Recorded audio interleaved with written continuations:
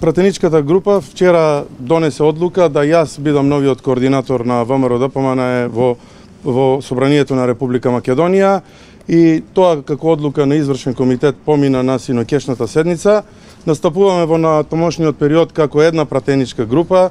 Ова беше разговарано во изминатиот период, бидејќи постоењето на повеќе пратенички групи не најде на она на што ние очекувавме, а тоа е доволен простор за да можеме да го искажеме сето она што беше планирано. Идовме на не почитување на деловникот на Собранието на Република Македонија и не давање можност на тие пратенички групи да го искажат сето она што требаше да биде кажано во Собранието, а да го слушнат граѓаните на Република Македонија. Затоа уште малку порано беше одлучено да оваа пратеничка група настапува како една, сублимирана, значи од сите пратенички групи, да пратеничката група на ВМРО-ДПМН може да се појави и да ги каже штетните политики кои што во моментот се случуваат во Република Македонија.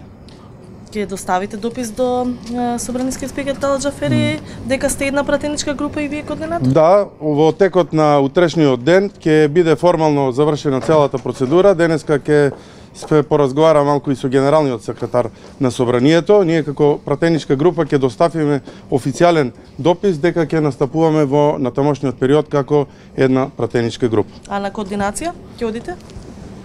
Остануваме на ставот кој што го имавме и претходно, значи ние ќе настапуваме во Собранието на Република Македонија на начинот на кој што досега настапувавме и ќе ги презентираме сите оние работи кои што ВМРО-ДПМН ги има како програмски определби и кои што пратениците треба да ги искажат, а тоа е целата ова штетна политичко-економска ситуација која што владата на Зоран Заев и коалицијата ја создаваат, односно ја ствараат во Република Македонија. Дали очекувате законот за амнестија да дојде во собраниска процедура и кога би се расправа?